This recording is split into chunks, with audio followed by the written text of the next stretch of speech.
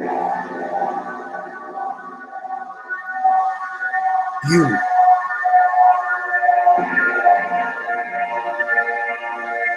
are now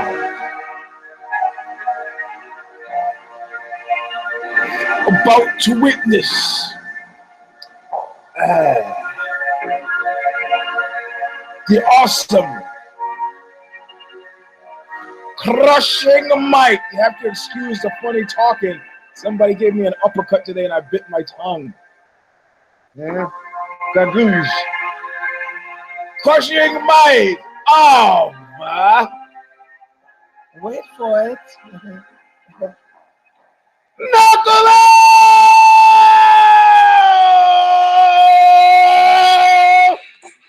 Yes! Woo! Dizzy boys! This is round number 286. I am your host with the most passive-aggressive most. Yes, I used most twice there. It was a setup. All about the Ultimate Fighter number 24, 24.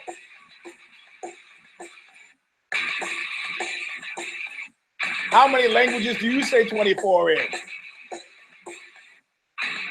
1, 2, 3, 4, 5, 6, 7, 8, 9, 10, 11. Let's just stop with English, Spanish. I am your, nah, it's all right. I don't need the help, multilingualist. Thank you. That's right. I'm an American, and I have onboard contempt for people who can speak more than one language. America's a very big country. We have reasons for being ignorant. Anyway, Stigmata, Calling of the Just. This is the intro music. The song is called Intro, All of Nothing. Bob Riley singing the words that say it all. If you're not thinking this several times a week, there's something wrong with you. Could not see so clear. I'm taking a real good look at you. Taking a real good look at your face. So being paid back in full, always nothing.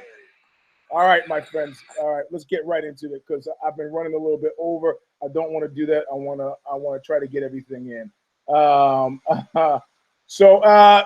This is the occasion of this is round number 286 is the Ultimate Fighter finale. Something I couldn't be arsed. That's a shout out to my people, listeners from the UK. I couldn't be arsed to watch the fights live. Instead, I had a wonderfully Robinson-esque evening of cross modalities. Let's just call it that. So there was this huge fire up in Oakland, right? So I went to a wrestling tournament. My kid had a wrestling tournament all day from like 8 to 8 at night. I got my middle and my youngest kid pulled second places.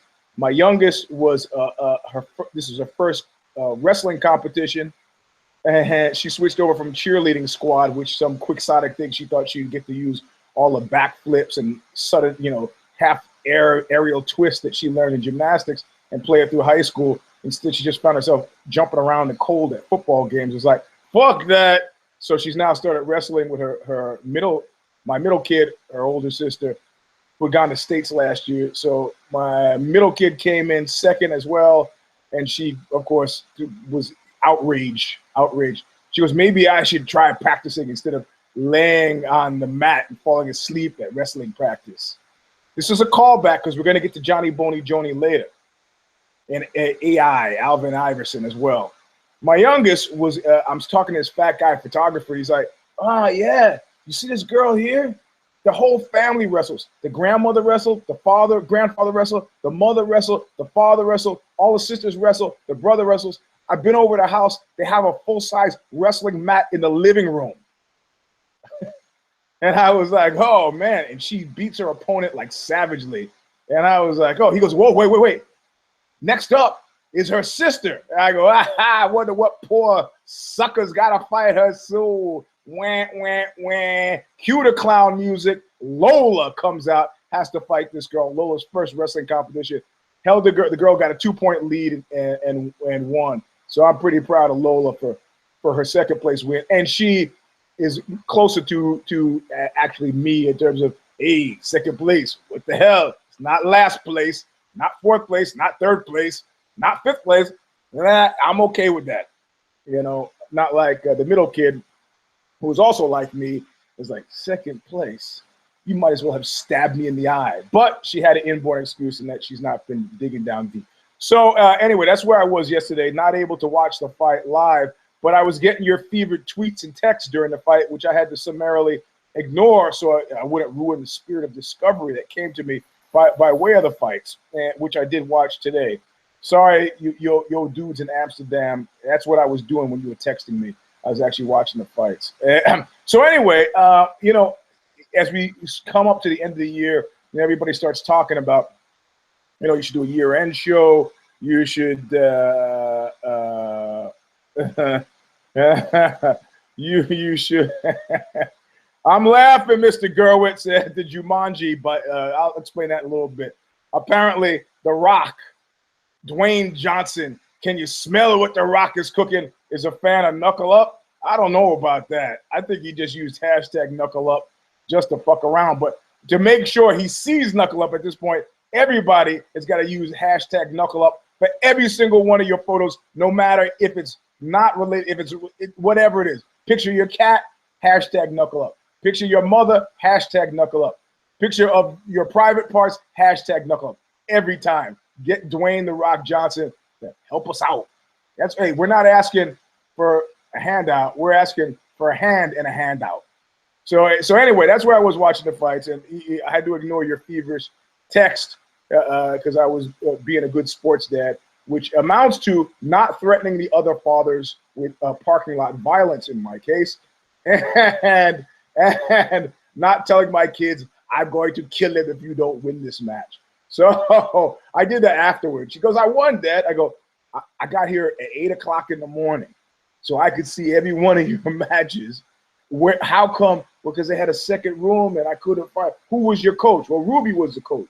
All right, I trust Ruby more than I trust the guy who was my coach at college. Anyway, enough family time. Let's get into, well, this is a prelude. It is a necessary prelude because of the Johnny Boney Joni Joe Rogan Experience radio interview that you wanted me to comment on. And of course, I've got comments on what you want me to comment on. But first, I want to get into this fight. As we get closer to the end of the year, there comes a clamor and a cry for us to do either a year in review. It's just, it's an institution, right? Not here, just collectively, the collective zeitgeist. So that magazines, newspapers, TV shows, omnibuses, everybody does a roundup. They look back at the year. Okay, this is all an abstraction. Let's not get too caught up in this. This is a breakdown of time. Time is an abstraction, you know, except for your personal time is not an abstraction. You are hurtling toward death, most assuredly. And you fucking asshole pricks who are giving friends of mine who died in the who died in the fire in Oakland. I only have one person I know, as far as I know, who died in the fire in Oakland, 31. No need to get sentimental. It's just somebody I met a couple of times at a party, but she was a good soul, decent person, seemed to be, was always nice to me. She died in the party. You know, this internet thing, this trolling thing has gotten to, it's poisoned the discourse because one, people take umbrage really quickly. They get outraged very easily. It's the worst prescription for a global bar fight ever. They take umbrage really, really easily. It's a heightened sensitivity to shit, and then everything becomes something to comment on in something that borders in the spirit of speaking directly and honestly, and you know, something that borders on in politics, because you never have to pay the fucking price for it. You know, like I told you in that Ozzy story, My Night with a Nazi. Just go to OZY.com and type in My Night with a Nazi. The piece comes up. I knew the evening was going downhill when the Nazi said to me, and believe me, this guy had been a Nazi. That's indisputable. Don't give me a hard time about the title. He was a Nazi. I spent the entire evening with the guy. I knew I was in trouble, or to put another way, I knew he was in trouble when he said to me, you know, Mr. Robinson, I am a frank talking man. You know what? You're a frank talking man because you can afford to be a frank talking man, because you can pretty healthily guess I'm not going to slap the fuck out of you for your frank talk. But the reality of it is, I can't wait for somebody who confuses computer reality with real reality. In the early days of the internet, I would show up at people's houses. You know, I would. Real talk has real consequences, baby. You're going to threaten me online and I can figure out where you live. I'm showing up. I'm showing up. You can hide in your apartment all you like, but if you're in San Francisco and I can get to you, or anywhere near where I happen to be, I'm going to get to you. You know, so these assholes, bunch of druggies, liberals, libtards in the fire. What are you doing in the?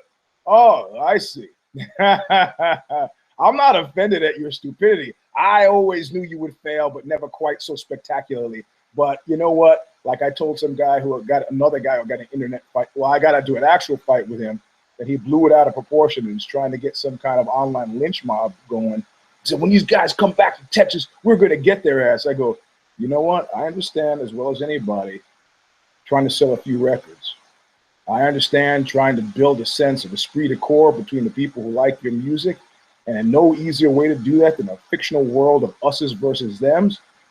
But I do a lot of tours, and I do book tours, and I go out on the road alone. I show up in clubs by myself with my books, and I stand on stage with nothing but a microphone talking about the books that I'm trying to sell. A microphone and a fucking gun. So if you want to continue this, understand that it doesn't make sense for somebody to get hurt, and I'm not talking about feelings over your fucking pathetic attempts to sell a few records. Is that the way you want to go with it? Or would you rather forget about it? And he goes, you'd be willing to forget about it? I go, in a second. He goes, if that's the way you're willing to feel, I'll drop it if you will. I go, perfect. Not mentioning it, good luck to you in your future ventures. And I happen to be standing on the sidewalk there, swilling from a bottle. I'm standing in the middle of the sidewalk. I got a bottle of wine. I'm like, this is one of the last few times we played South by Southwest. This is when I met this woman who had scabies. She goes, look, I got scabies. I go, how the fuck am I going to see scabies? She goes, they're making my hair move. That's so I start looking at her head. And of course, you know, in that state that you're in, that you imagine that the head is actually the hair. I'm like, okay. She goes, okay, well, I'll see it. She goes to give me a hug. I'm like, hey, hey, you can stay over there. You just wave goodbye to me. So I'm standing in the middle of the sidewalk and I'm drinking from the wine, and I see these three cats coming toward me. The guys who had previously been threatening me online. And I can see, I'm standing by the back of the open van where I can see my bag with the heater in it. And I'm like thinking, well, I can fight them off till I get to the heater. And I just stand there and I lower the bottle and I wait. And these three guys walk, and it was eerie. And this has happened to me a number of different times. They walked by me, so fucking effectively ignored my presence in total that I start to doubt whether or not I actually existed. And note that I got Nazis in the first 4 minutes of the show. Thank you. I mean, they walked by and I did like this to make sure I was not incorporeal, that I actually still had physical mass. And they walked them down the street. I go, that was pretty good. That was pretty fucking good. So anyway, this is a long diversion to say that people leaving comments, do not confuse computer reality with real reality. That's not the point. The point is, and at the end of the year, I start to make, everybody wants to look back and they want to look forward in this kind of fictional construct of time, but their time does have a finite measure, specifically your time. You will die, and you should act accordingly to rip off the line from The Departed. In this instance, I've been feeling dark murmurs, specifically the Johnny Boney Joni interview with Joe Rogan. And people were like, hey, man, you know, because I interviewed the guy for Vogue Men magazine. I remember very specifically where I was at the time. I was in Marfa, Texas, not at the Thunderbird Hotel, at the hotel across from the Thunderbird. And it was like 108 degrees. And Malky called me, and I was in a hotel room that looked like a submarine or spaceship. Marfa is a crazy place. And I did the interview in the room, and Johnny, at the time, if you have to ask me, sounded, he could have been tired from practice. But if you don't know this, I've talked to enough people who are high, but you don't think it, you don't think it. It's like I remember going over to people's houses and it smelled kind of vomity. I don't know, maybe I don't know. Then I find out later they had an eating disorder. Ah, that explains the fucking vomit smell. Or I had somebody come over to my house once and they're like, man, something died. I go, yeah, I got rats in the crawl space. And they're like, where's your wife? I go, oh, she went back. This is my ex-wife. She went back to the ranch to visit her family. You guys are, huh? So your wife's at the ranch, huh? I go, he asked me like 4 minutes later. I go, yeah, she's at the ranch. He's like looking around the house. He's talking to me and he's like, oh, I was like, hey, man, if I was going to kill my ex-wife, if I was going to kill my ex-wife, I wouldn't be using you as an alibi. And then I have to kill you and put you into the house too. Come on.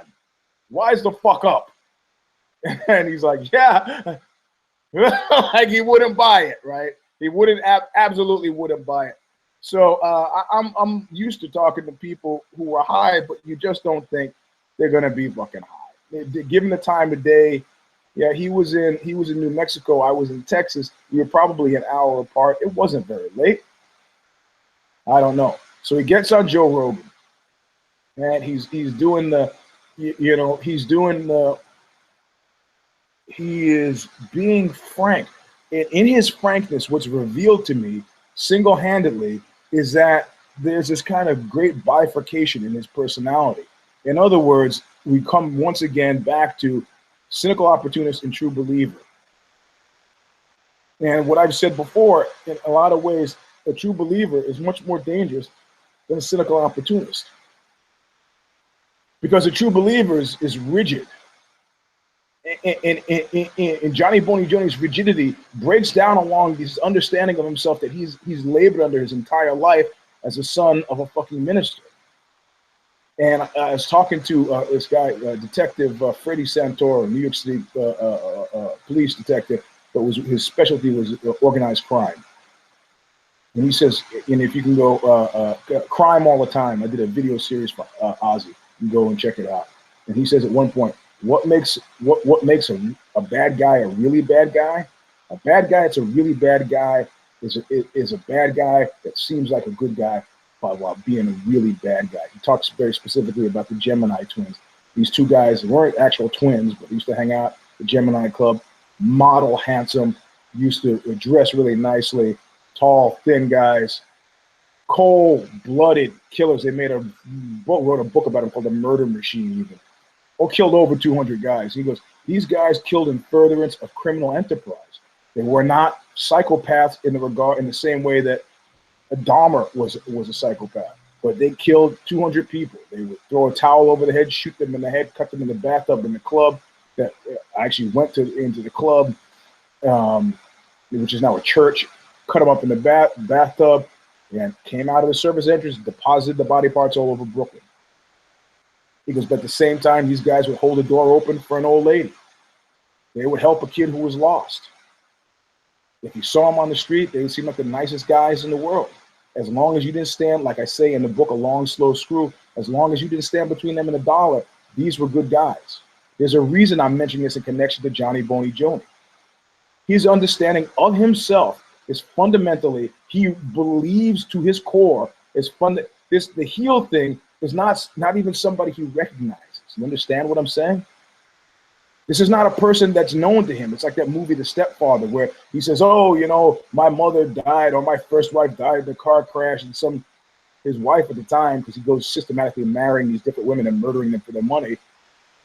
His wife at the time goes, oh, I thought you said she died in a fire. And he goes, wait a minute. Who am I here? And it's the eeriest moment in the movie, right before, of course, he attempts to kill her. So I think it is like classic split personality stuff where the right hand doesn't know what the left hand is doing. Manchurian Candidate shit where this is another person in its entirety, and they exist for you on a dream level, in an oniric state, O-N-E-I-R-I-C, I believe it's spelled, in a dream state. Because he's gotten so used to, it's like the Jesus prayer. If you read Franny and Zooey, that you repeat this in various forms of religious fanaticism. You repeat the prayer over and over till it becomes part of your very being. It becomes a motif, a mantra that is constantly with you. The Jesus prayer. You, oh Jesus, accept me as a sinner for the sins of the world, and you repeat it over and over again. Like Nimbe Rinyo Kyo Mio, whatever that thing is, it's a Buddhist thing. Same thing. His understanding of himself as a son of a minister, a fundamentally good guy, is complete and total. He's not, people, oh, he's so fake. Don't you understand what's happening? He is not actually fake. He actually believes the A version of Johnny Boney Joni, the guy who wants to commune with nature, the guy who, and he sits there in front of Joe Rogan and he makes a perfectly compelling case for who he is. They don't get to the penis pills, the dick tabs, until, you know, and then the cock caps until 3/4 of the way into the show, and he starts throwing people under the bus left or right. It was a training partner. His wife was a medical professional, nurse or some such thing, and she gave me the penis pills, which I had to take because my penis is so big that, hey, you know what? You can peddle that shit to people who don't know. You can peddle that shit to people who say, oh, well, I guess in the land of big penises, that's the way business occurs. Or you could ask somebody like Dion says, a guy who's in know, and yes, there are certain sexual positions that are not so great. Yeah, no, it's just the structural thing, like flat on your back. You need a hydraulic system to get the blood, but this is not something. I mean, I would have respected it more that said, yeah, I take cock pills because I like to overdo everything. I could fuck for an hour or I could fuck for 5 hours. You be the judge. It's like, why would you take steroids anyway? Well, why not?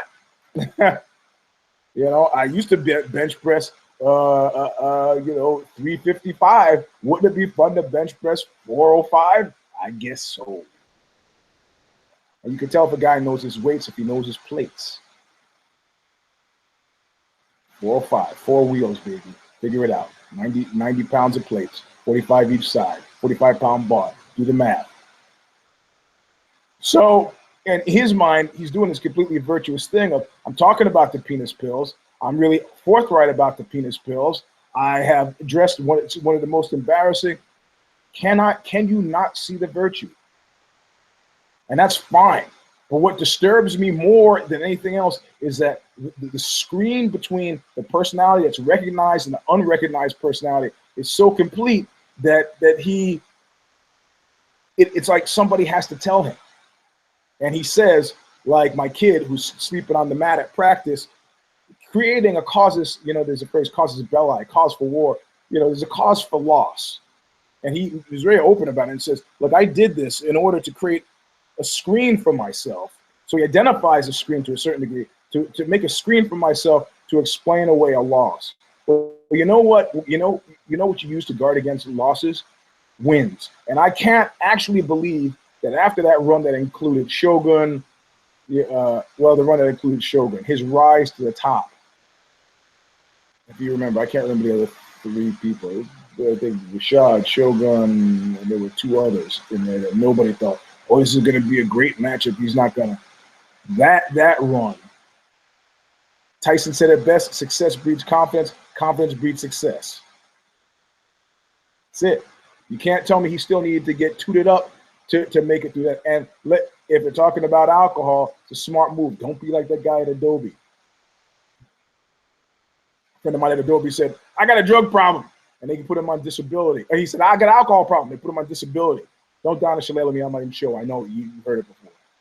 He got 8 months of disability. He got 80% salary. He practiced yoga. He went, bicycle riding, and he was all right. Some other guy was like, yo, dude's got 8 months. He goes into his boss. I got a problem with crystal meth. They go, okay, great. Buy it. You don't get rehab. You're doing an illegal drug. So this could be a case of that. But I'm not believing it was just alcohol, my friend. I'm not believing it was just alcohol. We know that. We saw the weed pipe, the pot pipe in the background. You know, we had cocaine metabolites. Well, okay. So he owns up to it. Owning up to that shit post facto doesn't mean anything to me. Freud broke it down. Super ego, id.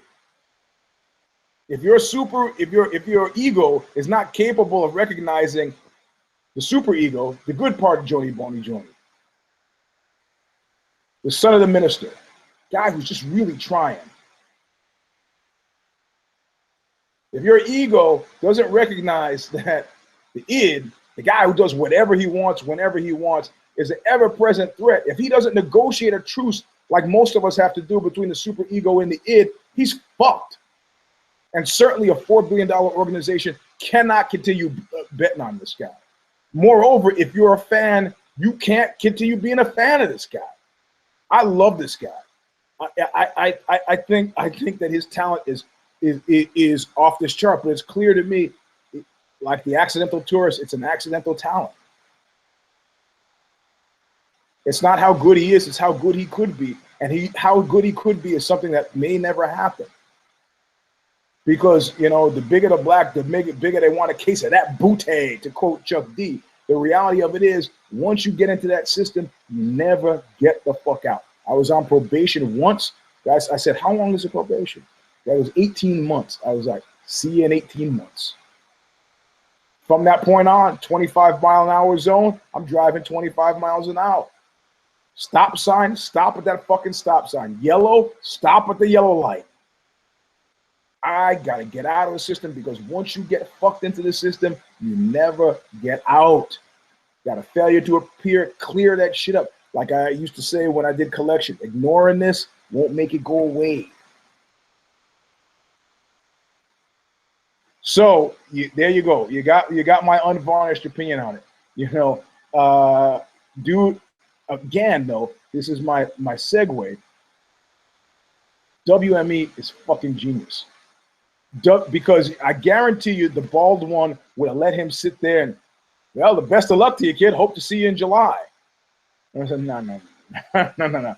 This guy's fucking marquee. This guy is money, whether he realizes it or not. I can't run the chance that the bad Johnny Boney Joni is going to win out over the good Johnny Boney Joni. Can't do that.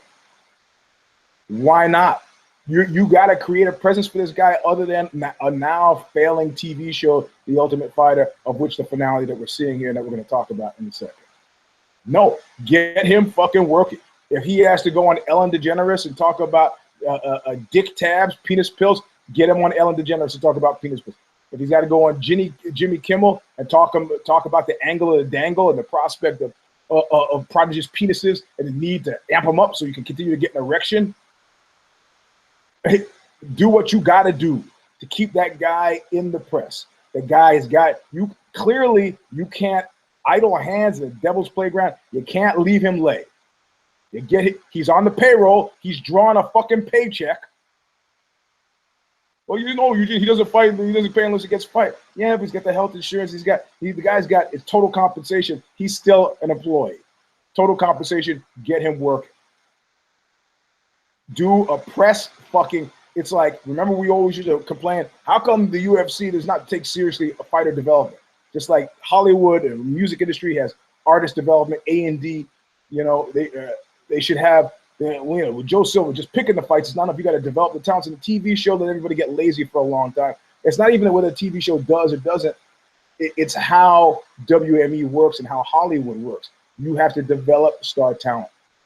Develop star talent. You will not make a Honda Housey a good actress. That's not going to happen. But you don't need a good actress to be a functioning personality. The mistake they're making, you know, and I think Soderbergh just wants to meet these women. You take Sienna Gray, the porn star. You take Gina Carano and give them an air of authenticity, get it built to the fan base, and get some, you know, a little bit bang for the buck in terms of the press effort. But the reality of it is, you know, there are ways. You watch that Rollins movie. He's not a great actor, but he stays in his lane. He does him. That's all you need for, you know. So what you do, you build, and pretty soon it's like you don't remember what they did to be somebody who you know what they did. There's some names I can mention, and you can't tell me honestly, honest to God, even if you're a pop culture maven, you find yourself hard pressed to know what they do. And I'm looking at the Kardashians, but that's something else. My kids seem to know what they do. I just think about porn videos. That's what I want to do. The Kardashians. I don't know. Or the father getting OJ off. That's all I know. So you know, the guys got to work. You got to work one way or another. You can't sit and hang out with the guys from the mini mart. And you want to know what my spies there say? Nothing good. Nothing good. Nothing good. So you know, will Johnny Bonnie Joy? They're gonna work and they're gonna make that. Look, they made Chuck Norris a star. The guy has square root of -2 of Q rating charisma, but they made him a star. Freaking who's the black cat from Enter the Dragon? Jim Kelly.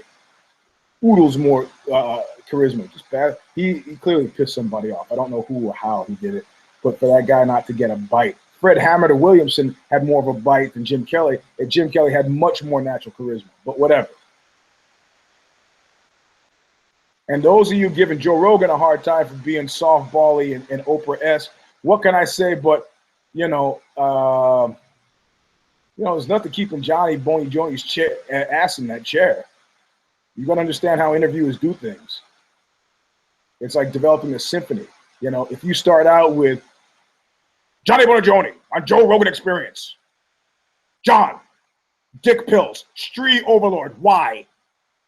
Well, you know, you might get a good interview, but you know, you also might get a guy who says, fuck you, Joe, gotta go, and leaves. And then you got 3 hours of what?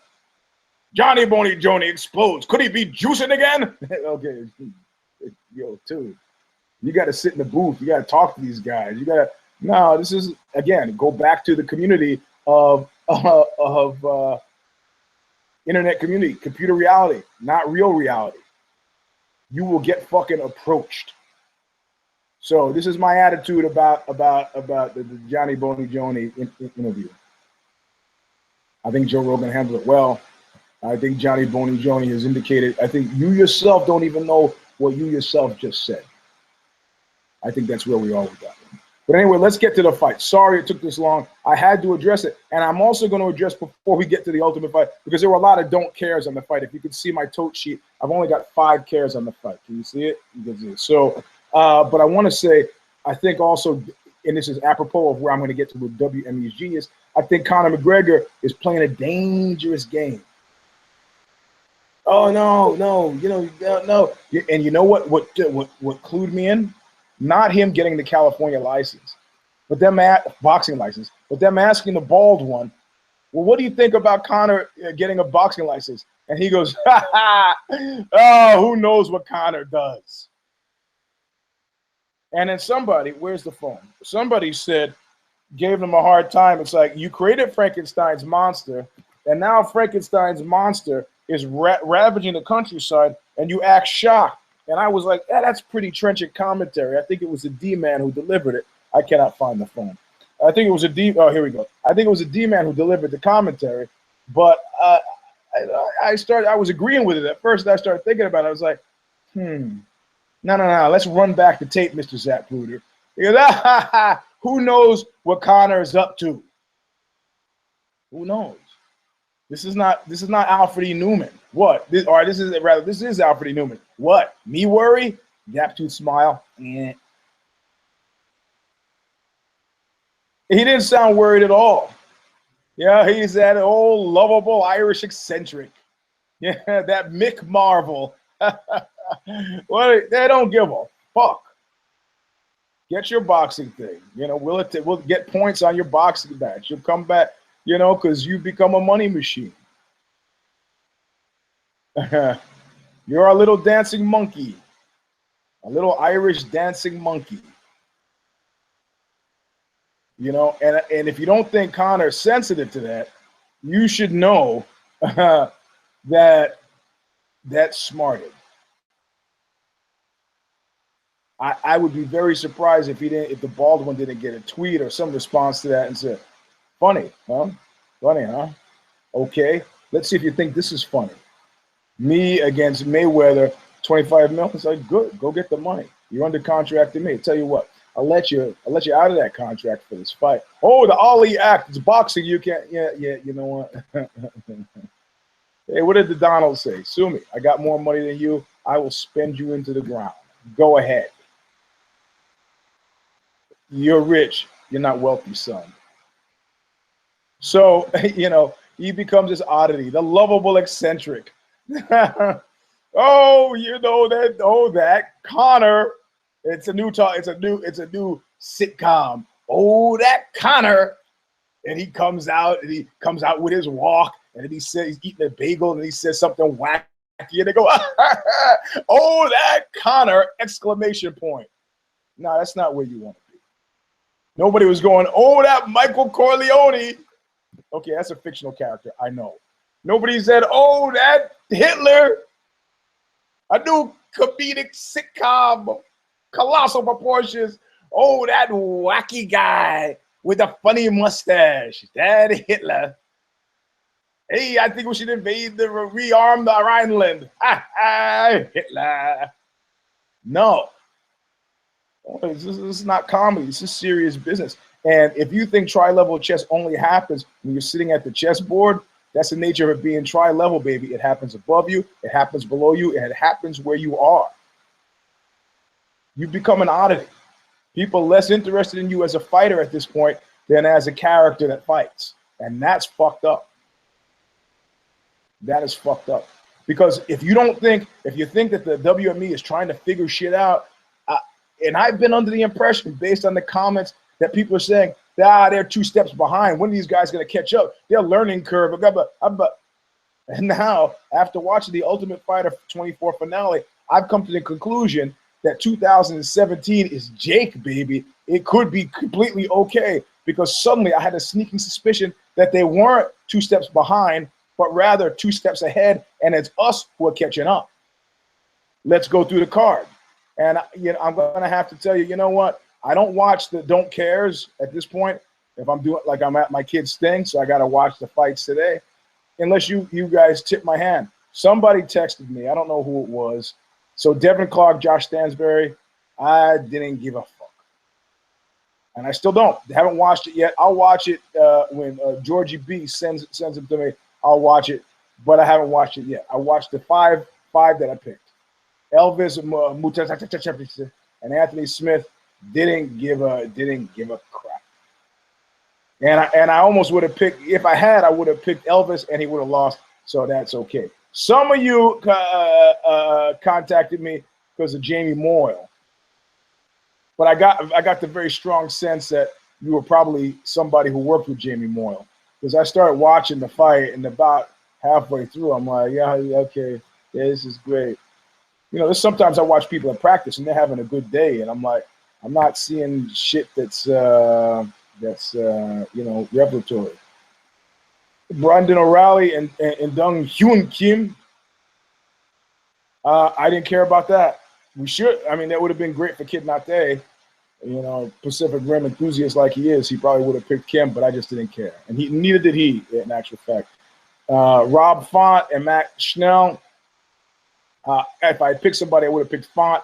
So I'd have been okay. I'd have been back up. He beat Matt Schnell, but I still didn't care. So my first care was Gray Maynard versus Ryan Hall. And I get the proviso was that, Ryan Hall's war at the pizza store wasn't enough. Yeah, I remember steroid bust notwithstanding. Gray Maynard, I just couldn't pick against Gray. I had to have Gray. My heart is going out to the guy. Nobody gets as close. But the wonderful thing about MMA, the current MMA thing, people are realizing it is you are finding out in very definitive ways exactly who you are. And there are not that many experiences that give you that. War gives you that. Prison gives you that. And God damn it. And, no, I mean, there are other experiences. War, prison, and life. I've met lots of 20-year-old geniuses. Where are those 20-year-old geniuses when they're 60? A lot of 20-year-old geniuses. I'm going to take the world. And they seem to somehow dwindle away. I went to high school with Freud's grandson. Yes, Sigmund Freud's grandson. He was a nice enough guy. He seemed to be very impressed with the fact that he was Sigmund Freud's grandson. Last I heard, I'm not going to mention the guy's name, Conan. What? Conan Freud is the guy I went to high school with. Last I heard, and if he's listening to the show, I'd appreciate a correction if one is necessary, but that he was working at the DMV. Nothing shameful at all about working at the DMV, but I bet you he doesn't mention that shit too much more about Sigmund. License, registration. Yeah, my grandfather was the father of modern psychoanalysis. Great. Fingerprint, step over there, please. So you got a lot. You got a lot of 20-year-old Jesus don't last. So Ryan Hall, Gray Maynard, I couldn't stand to see the guy learn the lessons about himself in such a public way that like he was almost there. He was almost there. This was a cautionary tale. This is a road, not, oh, it's Popeye. He's putting his ass right near me. There he is. He wanted to get closer, lest I not be able to smell what was coming from it. So Hall did this interesting thing. And I'm going to say interesting, and I know a lot of people are shitting on him right now for it, but I've got to tell you something. Sometimes interesting fight styles are interesting. And I mean that in a 360-degree sense. I don't know if many of you were alive to see the first unveiling, Muhammad Ali's first unveiling against George Foreman of the rope-a-dope. I was screaming at my TV, angry. What's he doing? What's he doing? Why is he doing that? He's just doing nothing. He's just wasting. And then when, George's arms were like leaden bats at his side, and he starts lighting them up. And you go, oh, wow, I got it. So conceptually, you appreciated it. Conceptually. Actually, you didn't, because you had to watch several rounds of Ali just against the ropes, holding his and ducking and holding the hands and blocking and ducking. So the kick, punch, punch, somersault, kick, punch, punch, somersault, kick, punch, punch, somersault. And this is, I blame Gray Maynard, like I blame wrestlers every time they don't take jiu-jitsu seriously, because fundamentally I'm telling you, guys do that all the time. Smaller guys do me all the time with jiu-jitsu. They somersault into me and start trying to fish for some fucking Barambola, some De La Riva bullshit. Doesn't fucking work, my friends. It doesn't work. You know who it works on? Wrestlers who are afraid they're going to get outclassed on the ground. It doesn't work on somebody who knows jiu-jitsu well. I was going against a Jeff Glover, but pretty much anybody else going for that in an MMA format, I got a guy who I train with who's always trying to do that rolling shit on me. And that's up there with the spider guard. Some kid came to me. He's like, this cute little kid. He's like 5 years old. Eugene, show me some more dirty tricks. I go, hey, Oliver, dirty tricks. These are just angles that nobody else has figured out. And I'll give you an example. Because we learned the spider guard today. Well, oh, spider guard. Most people, when you put them in the spider guard, they tense up, making their arms stiff so that they can be lifted more easily. Not me. Somebody puts me in a spider guard. I just like you, when your mom's trying to put on your shirt and you don't want your shirt on, what do? You go, I go like this. I go, exactly. I'm dead weight. I'm dead weight, and I'm dropping King Kong bombs on Ryan Hall's face. But unless you're spending the time in the jiu-jitsu place, you don't know. You're nervous. You think it's magic. So not only did Gray Maynard lose the fight that I picked him to win, but he lost it in the most disturbing fashion ever. He lost him against a guy who went full-on fucking point. Kick, punch, punch, somersault, point. Who outproduced him in completely harmless shots. Gray is like, and he refused at the end. Oh, the guy goes to shake his hand. I said, great, you outsmarted me. You did an MMA version of rope-a-dope on me. Wonderful. Glad you did. Go fuck yourself. Refused. It doesn't matter anyway because he's dead. He's dead. I'm telling you, he's dead, and he's dead. So, I mean, it made me very sad. Made me very sad to see. Because that's the reality of it.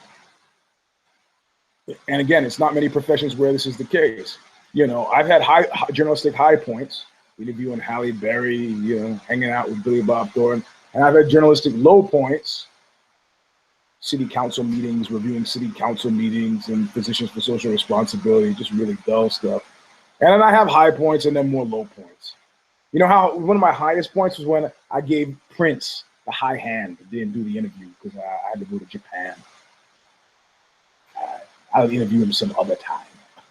Yeah, well, sometimes things don't work out. So then we go on to Sarah McMahon and Alexis Davis. And of course, I picked Davis because she's a known associate, a quasi friend of Knuckle Up here in San Jose, or nearby in San Jose. Spent a lot of time with Gil and Jake. And I like her jiu-jitsu. And wrestlers don't learn. And after that first round, you can see that I was damn near right. But, you know, if you're doing your jiu-jitsu and somebody sneaks that head behind your elbow, get that arm the hell out of there. Get it the hell out of there. Move it. Immediately. But you don't, and you get tapped out. So now I'm 2 down on this card. But it doesn't make me upset because I'm feeling something happening. George Masvidal was my pick against Jake Ellenberger. Jake Ellenberger gets his foot stuck in the cage. And you know, one of these fights, and it may have been this one, or was it where John Anik said, "Oh, I don't know who maybe it was one of the later ones." And he goes, "He's outproducing him on the ground. That's 80 to 40 shots." He goes, "That information was completely incorrect." Good for him to call on himself, because I'm like, what the fuck are you doing? You trying to Brian Stan this guy? George Masvidal, friend of Knuckle Up, been on the show 2 times at least, I think. Handily, Jake Ellenberger. But you know what? You look at Jake Ellenberger's face. You look at what was happening to him, and he was done. And you know he was done when they start talking about how done he was, about how his head is weak. He's one of those guys, he's like a Missouri guy, show me state. You have to see it from him, and you have to see it from him. You have to see him do what he does. Let me get this straight. Hold on. He has to receive positive reinforcement to get, like the Tyson says, success beats confidence, confidence beats success. In the absence of success, you got guys who will muscle through to get to that success, and then the cycle begins for them. Confidence, success, confidence, success. But if you get these guys who get a little adversity, like Sade said, touch them, and they fold. He's one of those guys. His head was out of it because that front stage flurry. And I think fundamentally they tried to pin Mark Ratner. But what is that, an equipment malfunction? Why did they have to stop the fight? All right, okay, don't stop the fight. He gets his foot caught. He falls down the ground and he pleads, my foot got caught. So Herb Dean stops it. Oh, his foot got caught. Stop. Just like if his glove popped off, like if he got kicked in the nuts, he was losing the fight anyway. So you stop and you can restart them. Maybe you deal with a complaint from George Masvidal, or maybe George Masvidal just knocks him out. Or you don't do anything. He goes, it's like when the guys like try to call a timeout. It's like, you don't call a timeout. The ref calls a timeout. You fight until I tell you to stop fighting, or you're going to get fucking lit up. So he's on the ground going, oh, my foot. And then George Masvidal just fucks him up on the ground. That's also an option. We're trying to pin something on Mark Ratner. Get the fuck out of here. I'm sorry you had to tear up your chin, but you lost this one in this fight, and you knew it. Why was it Masvidal odds on plus 550 favorite? Come on. George Masvidal. Now George Masvidal is now you're starting to feel something. You're starting to feel it happening. And I'm about to get to what's happening. Okay, Cejudo against Bermudez. Both Kid Nate has done much better. He picked Ryan Hall. He picked Sarah McMahon. However, he picked Jake Ellenberger. And we both picked Henry Cejudo. Cejudo. And that fight was close enough. Well, I don't feel bad for picking Cejudo. It was close. Do I think Bermudez should have won? I didn't see it that way. I saw Cejudo hold the center of the cage more often. I saw him advance. And I saw fundamentally a point guy trying to get cute against a fighter. You know who we want to see next time? I tell you, guarantee you. I'm more interested in seeing Cejudo than I am seeing Bermudez. That's why I picked Cejudo to begin with. But then something starts to happen. I start to think, hey, these fights aren't half bad. I'm actually enjoying myself. And they're at the Palms. Imagine that. A friend of mine used to be the general manager at the Palms, Todd Steele. He doesn't work there now. Probably the oldest person on Facebook who I know. He's known me since I was like 10 years old. Oldest Facebook friend. I actually don't think he's on there anymore. I think he's a friend of me. What the fuck is that about? But you see what's happened? You see what's happening? Palms, you can feel it. I don't need a pay-per-view. The thing is, you can get thrilling fucking fights. You can fill the Palms. They're events. They don't always have to be scaled. I didn't know whether this was a pay-per-view or not. I had didn't make it. I wasn't thinking about. You can parse it any way you like. It was a night of fights. That's all I know. So that you see at the Palms, I'm watching on TV. Can I appreciate it? Yeah. Okay. They don't do the crowd shots with the flying camera. How often is that? Oh, here we are, and they can still do that. It's not like I'm missing it. Not missing it. And so then the Demetrius Johnson fight, they say, the knock against this guy is that he's lost in the supermarket. They can't figure out how to market the guy, but he's a champion, so you can't ignore him, so he's there. But I guarantee you, now the worm is starting to turn. The Gyre, Gyre, is starting to turn. Even though I think I mispronounced it. I don't think it's Gyre. I was confusing. Because, we can't sell this guy. But suddenly, he's matched up against this guy, Tim Elliott. And I got another text blast from the D-man, and I could just read it to you what he said. I got 8 minutes. I think I can do this. And he says in the text, I did go to that Dwayne The Rock Johnson who was tweeting Knuckle Up on his thing, on his latest tweet. I don't think that was for us, but we'll take it. But he says, let's see. This is, oh man, this is ugly. Worst thing they could possibly do to DJ. They took a dominant champ with zero personality and put him against a scrappy, hard luck, lovable loser who won a last shot TV show competition to get a fight against him. How could you possibly watch this and root for DJ? There's no way DJ can win here. None.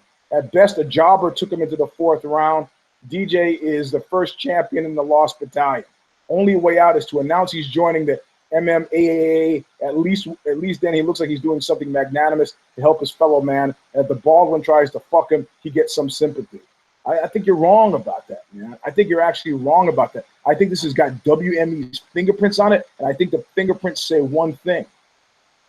We're not going to rely on this fucking long in the tooth TV show to develop stars anymore necessarily. We're going to take, look, if you put a champion against a top 5 challenger, you don't have guys who are hitting for the fences. You know what you don't have? You don't have a Rocky story. Go back to Rocky 1 and look at Creed trying to go through the mathematics of picking Rocky, a guy who can't possibly win. In the fictional world of Rocky, that was a winning combination.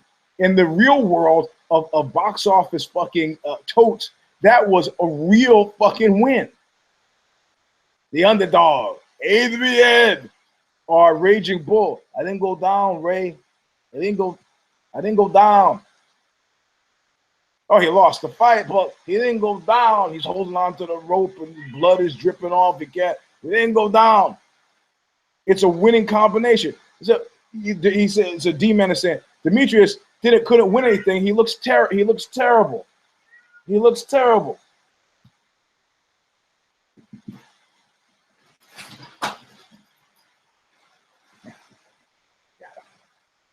He looks to now he's being dragged into deep water. No, he had a scary, rocky moment in the first round where that guy sunk it deep. He got to show some personality. He's like giving the thumbs up, and he fought his way out of it. And then he just systematically showed why he's a champ in rounds 2, 3, 4. You know, just switch, side, crucifix, you know, ground to pound, switch. And the guy was threatening the whole time. I think he did. I think that was the best fucking thing. Another dominating win for him wouldn't have done as much as him being slightly threatened. And it's like, you know what it's like? It's like having sex with somebody who's lower than your pay grade. And you know what I mean? Don't give me a hard time about this. Don't act like this is a world of fucking flowers and perfume. And this is for men and women. If you are a 7 on a scale of 0 to 10, if you fashion yourself a 7 and you're going to tell me you haven't fucked a 4 in your life, I don't believe you. Now you think about how it was like, yeah, he's kind of late. Jesus Christ. Yeah, he's here. She's here. Nah, boom, I'll do it. You know, you felt like you were doing a good deed, didn't you? If you're a 7 and you're gonna throw a bone to a 4, you felt like you were doing a good deed. Even if you're a 4, you're throwing a bone to a 2, you feel like you're doing a good deed. Why? Well, it's the best of all possible worlds. Because a lower number is gonna feels like they fucking hit the lottery. And so they're gonna overperform. And you, as the 7 or the 4 or the superior number, the higher number, let's just say that, you as the higher number are going to feel very specifically like, oh, you know, like you're going to feel like I did something good, and you're going to be relaxed. And this is the thing. This is, if you're going with somebody who's really hot, you're completely nervous. Like, I remember having sex with this woman, and I took her clothes off. It was like the body was like just, it was so fucking great. I was like, I realized I thought I had a 7, but this is fucking 10. I was confused. It confused my mind. And she said later, I thought you didn't like me because you just kept spinning me around. I was like, oh no, titties, heads, I like Sam Kinison fell to the floor. I was like, I had to call it what it was in full-blown honesty. I go, I'm a little nervous. And she goes, okay, me too. And then we could get down to business. That's when you're in deep water trouble. But in this instance, whoa, yo, dude, it's like, you know, if he was a 10, nobody cares. There's no Rocky element to the story. As far as I'm concerned, Demetrius came out of that fight looking great. See, the thing is, there's no growth delta. He is the constant in this equation. You expect him to be great. He was great. He showed it. He showed his greatness in the workmanlike. What he did was, as a belt holder, the king of the hill, he's created a progeny. He's what you're supposed to do. If you don't want a division that's lost battalion, you sit at the top of it and you develop your challengers. And you're not going to get those in the top 5 at all. You will not get those in the top 5 because those guys are scared to fucking death because they don't want to get shunted back to 10, 11, 14. If you don't think the guy who's number 3 is thinking about, hey, I'm number 3. Hey, baby, I'm number 3. He's probably mentioned that several times a week, telling people, hey, at least I'm number 3. And he fights a number 1 guy. He's not going to fight like the house is burned on fire. He's going to fight like, I'm going to try just get that. I'm going to take any stupid chances. I'm going to just take the fight, the win. Unless you're, like Glover Teixeira, like, fuck that, throwing caution to the wind and gabing. And where's Glover Teixeira now? No, you got to take a guy out of the money. Tim Elliott. Tim Elliott is like, man, he knows I'm going back. Look at this number, 191. I go to the Phantom Toll booth. I got Bukis. With nothing in Yiddish. Nothing. I got it. And he's smiling and he's mugging. There's a great shot on Sherdog where DJ is behind him, got some choke, and he's like, God, he's just happy to be there. He's like a 4 having sex with an 8. They're just happy to be there. They're doing stuff they haven't done ever. If a 4 is having sex with a 4, you think they're making with the nasty talk and the, you know, do this and just slap me or da da da. They're not doing any of that stuff. But if they're with a 10 or an 8, it's like, oh, this is my shot. You think you're not thinking about Tim Elliott now? You are. And you know who put this together? WME.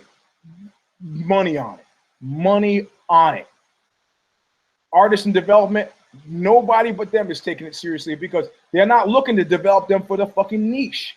They're not looking for them to develop for the niche. They're looking for, and the bald one, God love them, but they were niche developers. These guys are thinking about battery commercials. They're thinking about appearances on Kimmel. They're thinking about they're thinking about Johnny Boney Johnny Booey working his ass off to keep him out of trouble. And these guys, so far I've mentioned Conor McGregor, I've mentioned Johnny Boney Johnny, and I'm going to mention the trio of this because we touched on it all last week. MMA, AAA, or the fighter organization. Hey, you know what? You're going to follow GSP down that road. You're going to be running full tilt down that road, baby. And GSP is going to be gone. And you're going to be stuck with Bjork Rebney. How's that feel? Not so good, eh? He doesn't. GSP is yesterday's news. His last 3 years of fights, the thing he came closest to was to do with Johnny Hendricks. And nobody left that fight with a good taste in their mouth. He's yesterday's story. He could play. He goes, as far as I'm concerned, I'm a free agent. Freedom's just another word for nothing left to lose. You got nothing left to lose. Nobody cares, man. Don't say that, Eugene. People in Canada care. That's true. Like you care about Rory McDonald, huh? Tell me you care. These women came over to my house. Eugene, I miss you so much. I care. Oh, care, really? Really? You know where I spent Thanksgiving? I spent it under a single blanket in an unheated house, huddling in the corner while I'm trying to stay warm, while you had fucking turkey with your family, and you cared? Why don't you tell me how good that turkey dinner was? What are you here for? What do you want from me? What you want, money? And I reach into my pocket and I pull out the 16 cents of change and I throw the coins at her. They go skittling across the table. She runs out crying. And I turn to my friend Mike Rosenthal. I go, well, what's her problem? Isn't she enjoying my theater? He goes, well, she's been talking about committing suicide lately. So I go, oh, the exact right thing at the exact wrong time. And 5 minutes later, there's a knock on the door, and she comes in. I go, who is it? She goes, it's me, Alaire. I open the door. I go, well, how are you, Alaire? Please come in. And she sits down, and we have a perfectly normal evening. The tears are dried. She goes, I'll come by and see you more often. I go, thanks, but that's not necessary. Anyway, that's the show. I've gone over time, but I'm seeing the invisible hand of WME here. If you want to dispute it, go ahead. Dispute it, but before you dispute it, you tell me if any of this smacks of the guile and craft typically displayed by the bald one.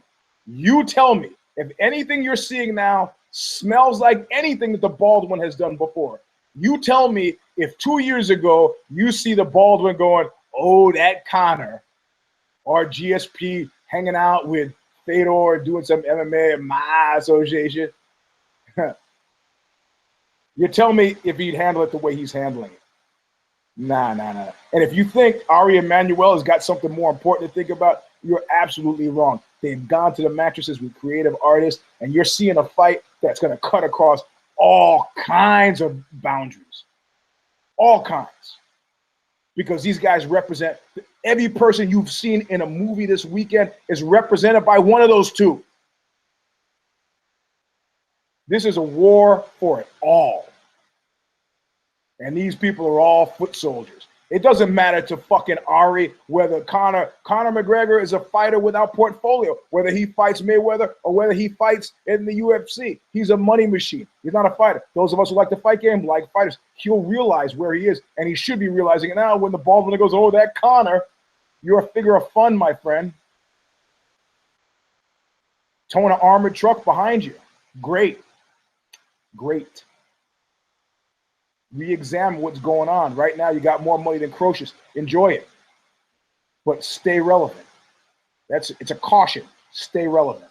Anyway, that's the end of the show. I've gone over time again, despite my lies earlier. It's not so much that I lie, but I just say stuff that doesn't end up coming true. So yes, Kid Nate won.